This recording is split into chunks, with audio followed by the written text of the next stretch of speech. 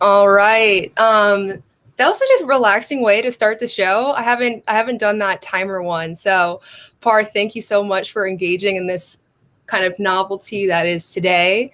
Um, Hello to everyone. Welcome to today's episode of the SDR Hotline.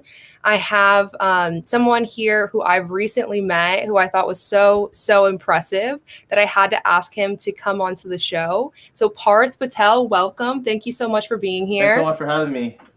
Glad to be here and support the SDR Hotline. Awesome. I would imagine this is probably like the first time people are going to really know about you. So would love to hear maybe a little bit about kind of who you are, what you're doing right now, and why you decided to be a sales development rep. Yeah, definitely. Well, I'm a recent grad. I graduated last year from Drexel, and a lot of my background is based on just data analysis, information systems, and overall just IT work. And I've had a fascination for data analytics for a while, and I wanted to essentially be a data analyst and move into a data scientist role in the long term. Um, a few of my career opportunities in the beginning before being a sales rep were data oriented and realized that it really just wasn't something that I wanted to spend 40 hours a week on, considering that I'm always on a computer just going through different types of reports, visualizations, channels, a lot of different things. There wasn't really much of a social aspect to it. So I got, I, I looked into like different areas to really see where I can use my expertise as well as search for that social aspect of my day to day, and turned out to be a possible area. And then kind of dive deeper and ended up in tech sales, where I find myself enjoying the conversations about technology and software, helping people understand challenges and differences of different softwares, and overall just using psychology to kind of help them guide them in the right direction, close a deal, or even help them go with an alternative solution. Yes. I'm gonna double back on the psychology one because I don't think that's something we talked about when we met up a few weeks ago. So I'll be curious about that one. I know like one of the things that we talked about the last time that we met up was just like your journey into sales. So would you be so kind as to kind of walk us through like how it's almost like you've shared how you've decided sales, but like what was that journey like how many applications, how many interviews, like how long did it take before you actually landed yourself in the SDR Yeah, seat? definitely. Deciding on sales was um, something that was just out of passion. I just really wanted to do it, wanted to be in it. Getting there was the challenge that I kind of didn't really know how to do, but I wanted to think outside of the box because I know that applying for jobs and going through the interview process and essentially landing an offer takes a lot of time, investment, and following like all of the rules that everyone else does can only put you at the bottom. So I wanted to think a little bit different. So I started following a lot of career answers on LinkedIn and read some articles that I saw around like Medium, Google, other blog posts, and one career influencer that came up was his name is Austin Belsack, and he runs Cultivated Culture. Essentially, his overall value prop is helping people land jobs without any connections or applying online. And the way that he really did it was through a sales approach. So my approach was looking for a targeted job search method where I looked for BDSDR roles in San Francisco and New York City, just two of the spots that I wanted to potentially land myself at. And I would just use LinkedIn for finding the jobs, and then I would vet the companies through Glassdoor, looking into like to see if the company had more than 50 reviews and more than 3.0 or 3.5 stars. And essentially after that, I would go on LinkedIn again, look at the company and look at the people that work there. So if it's like a sales manager, even a GTM recruiter, I would use some of the LinkedIn, or I would use some of the email finding tools that are out there and try to find their email addresses and then verify it. And then I read some articles on how to craft some emails, just based on like outbound emails. So including like a little bit about myself and a clear call to action in the end, like what are the next steps, or like how can I get an interview? And yeah, like it was a very painstaking process to do it, but over the time, I was able to land some interviews after revising my resume and my LinkedIn, but took about 350 job applications and about 75 interviews going through like either first round, second round, third round, fourth round, fifth round. But I think I ended up with about one or two job offers, not sure. Wow. That's one, thank you for walking us through that process. I think something that's really interesting, something that you shared is, and something I think maybe other folks can benefit from, especially for folks who are looking to get into sales. So whether that's, they're straight out of college or they're taking a career transition, right, and taking a step away from what they had been doing. So what was that thought to that led you to even going out and seeking information? You'd mentioned like going out and finding like career influences such as Austin Dusac. I think I hope I said his name right. But like, what were the things that helped you recognize, wow, I really do need help. I need to go and find resources to help navigate through the situation that I'm in? Usually, like I know that like just sending a resume out through a job portal isn't going to be like the end all be all with getting a job offer. I knew that there was a process behind it and that there was something in between that isn't getting me in front of a real person. So I wanted to figure that out. I wanted to really see like what does a true SDR need to have on his or her resume to be considered for a first round interview. And once you land an interview, what does that person need to do in order to move up into the next round? So a lot of it was really trying to figure out the in between and the gaps of getting the from applying to a job to getting a job offer. And most of the process that was there, it was a progression. So I wouldn't always be the best at interviews. I wouldn't always have the best resume or the best LinkedIn, but I wanted to really find out like what areas I can improve, and just continuous iteration and just trying different things.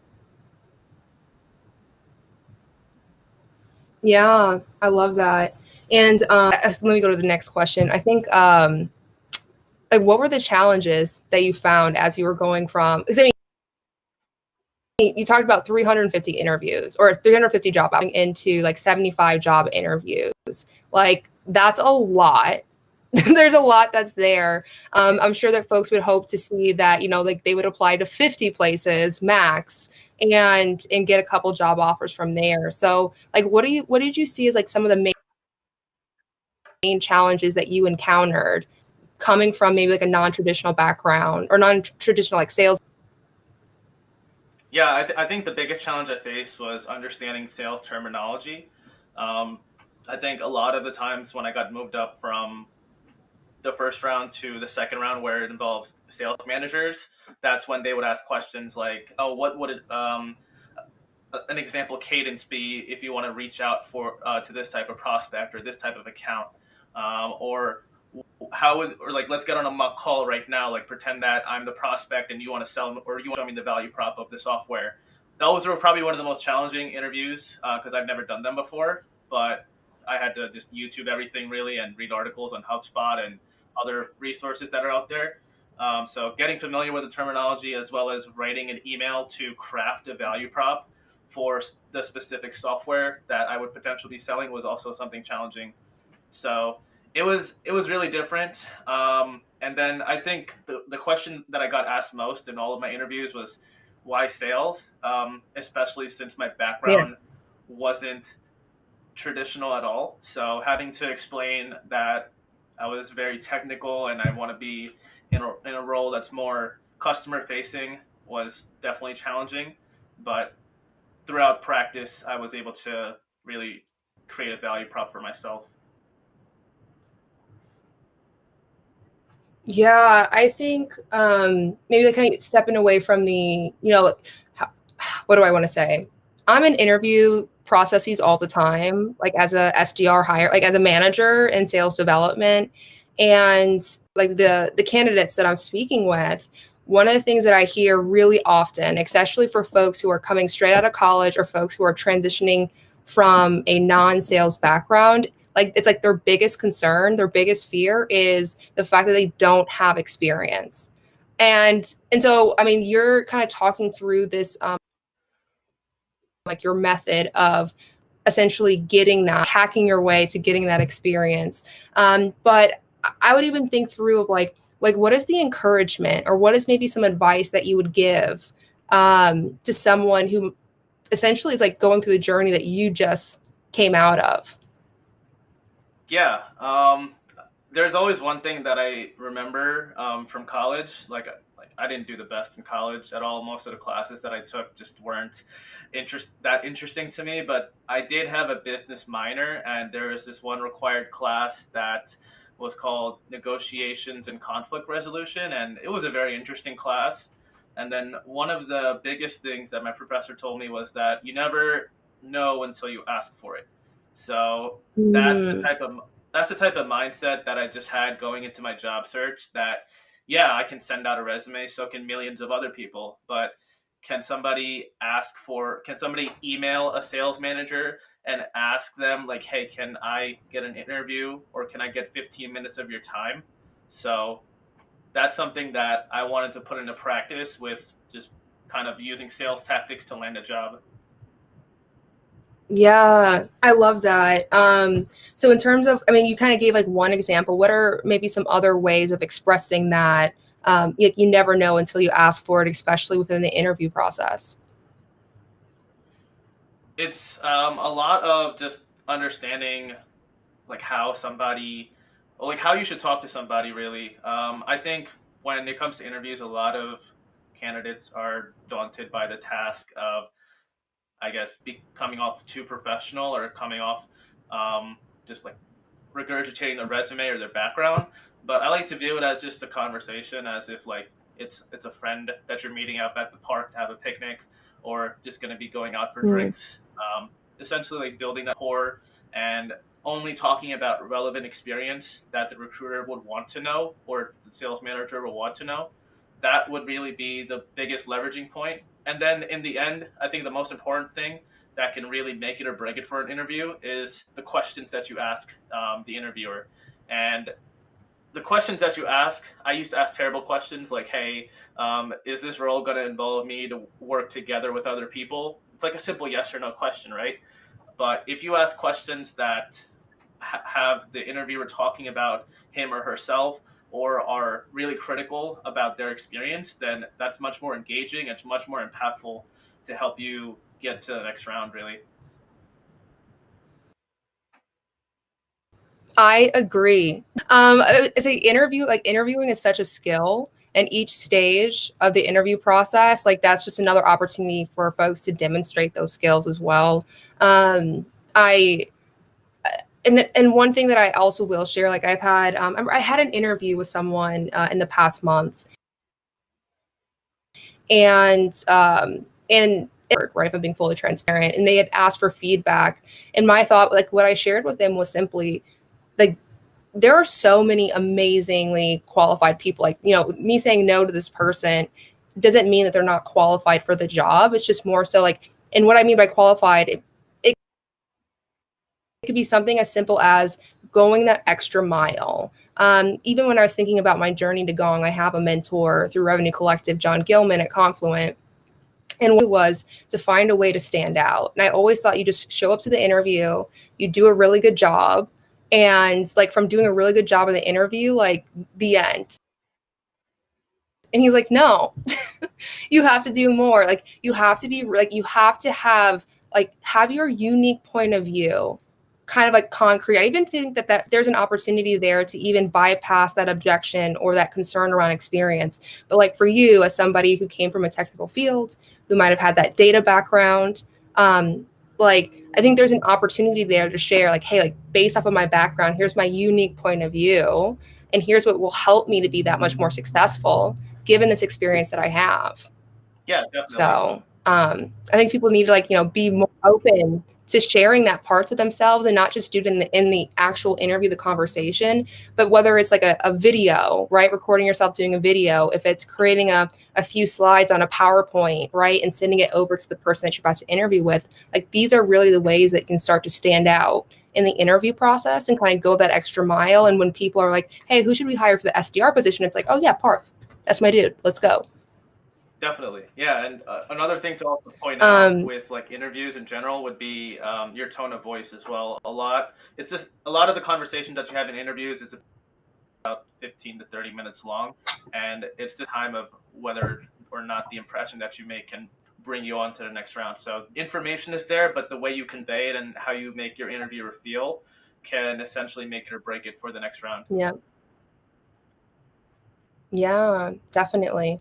I would love to learn about if and how at all, like your past experiences have helped you within these SDR roles. So whether it's, like understanding data itself, if it's understanding systems, if it's understanding kind of architecture and technology, but what do you feel has carried over and helped you in this SDR position from your past? I think a lot of what I have done in the past in terms of just data analytics overlaps a lot with the sales process. So wouldn't say too much about getting in front of the customer. It's mainly the background work or the behind the scenes that really propels me to drive certain conversations. So essentially, with any type of potential opportunity or potential prospect I'm speaking with, I would research a lot of their background. So I want to understand who they are, what role they have at the company that they work for, how long they've been there, what kind of previous experience do they have, what schools they've went to, see what kind of LinkedIn bio they have to see if there's any good nuggets to get from there, and then try to understand the company as a whole. So like if they are on an upper level management position and it's about like 150 employees at the company, that would be a good indication that they are growing. They would be a potential good fit, and they can have potential to create a partnership with us. So some of those data points are important as well, and also looking into to see if they've used other providers that are similar to ours, and then understand like what kinds of struggles they face with those providers that may not have wanted them to commit to them long term, and see why they're exploring into us some more. So a lot of the background research that I do is kind of helps me make fair snap judgments and assumptions about the company. Yeah. And from there, it would be terrible to kind of just make that assumption right away in the call.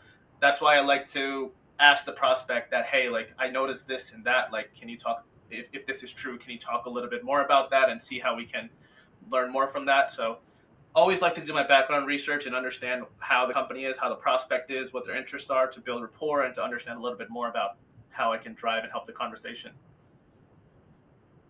100%. I'm gonna kind of pivot the conversation a little bit because like one big thing that I feel like stands out about you to me is like there is this drive. There's like this fire. I don't know. There's such this focus and drive and determination that I think is incredibly admirable. And even, you had mentioned that like in school, like you didn't do so well. I feel like between like that, like the Parth of who didn't do well in school to the Parth who's here today, like what helped you to make that change and to be that focused, to be that determined, and to put in like all this extra effort? Like even 350 job applications to me is like, that's the most. But like, what do you think really fueled that change in you?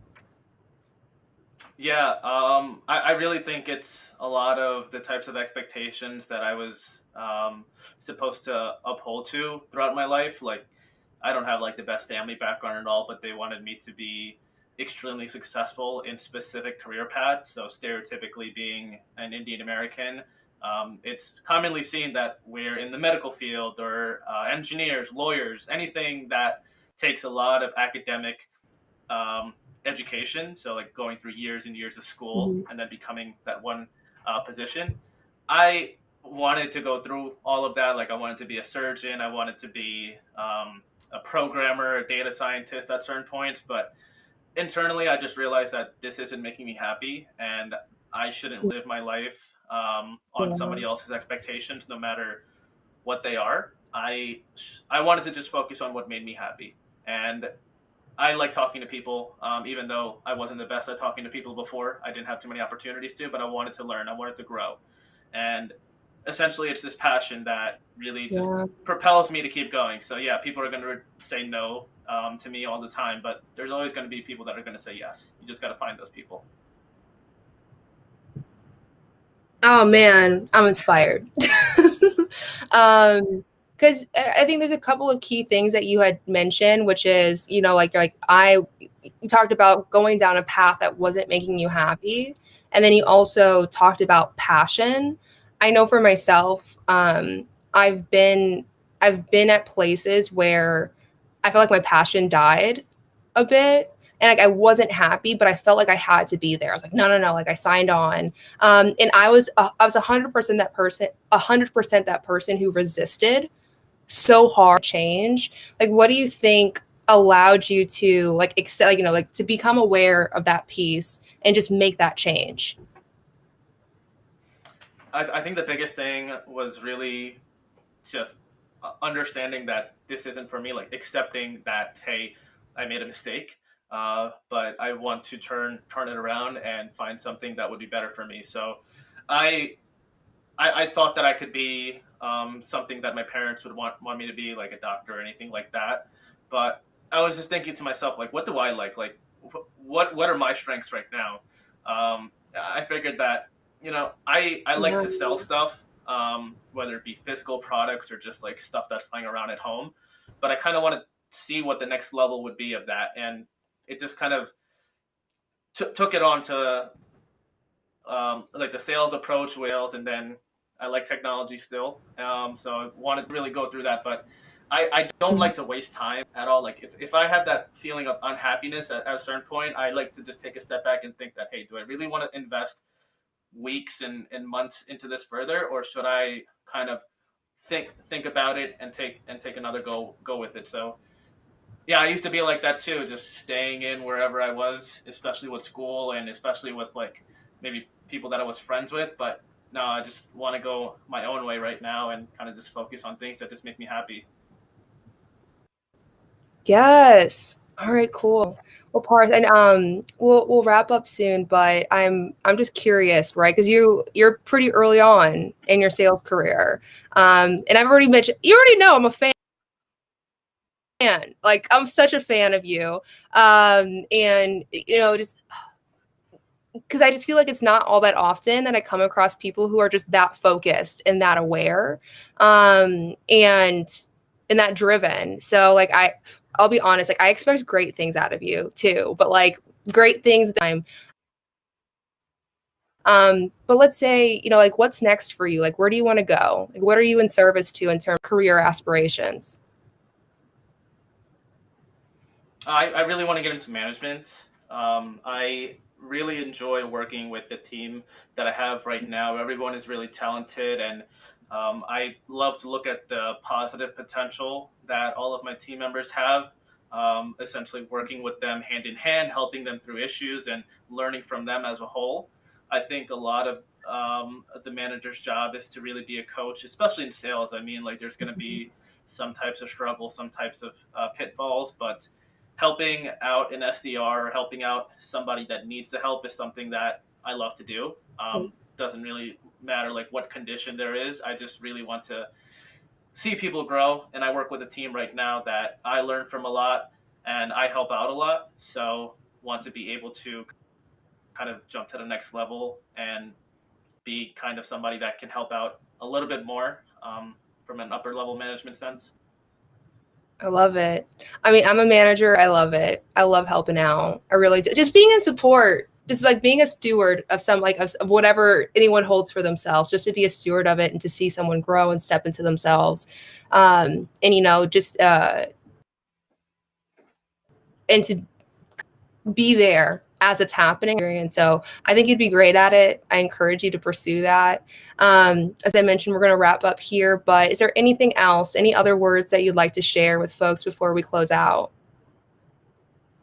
No other words. I definitely think like a lot of people that are looking for SDR jobs or trying to break into tech sales, it's difficult to get into, of course, especially with a non-traditional background. But I think patience, resilience, and just keeping your eyes on the end goal is the biggest thing. And throughout the process, always learn from your mistakes because any type of mistake can happen, whether it be an interview or just losing the opportunity after like 5 rounds. It can all happen. So it's important to always take a step back, never get too ahead of yourself, and continuously improve. All right. Awesome. Well, again, Parth, thank you so much for being here. Thank you, everyone. And yeah, just have a wonderful rest of the day, wonderful weekend, and I will see everyone back next week, Friday, for our next guest. So thank you so much. Yeah, thanks so much for having me.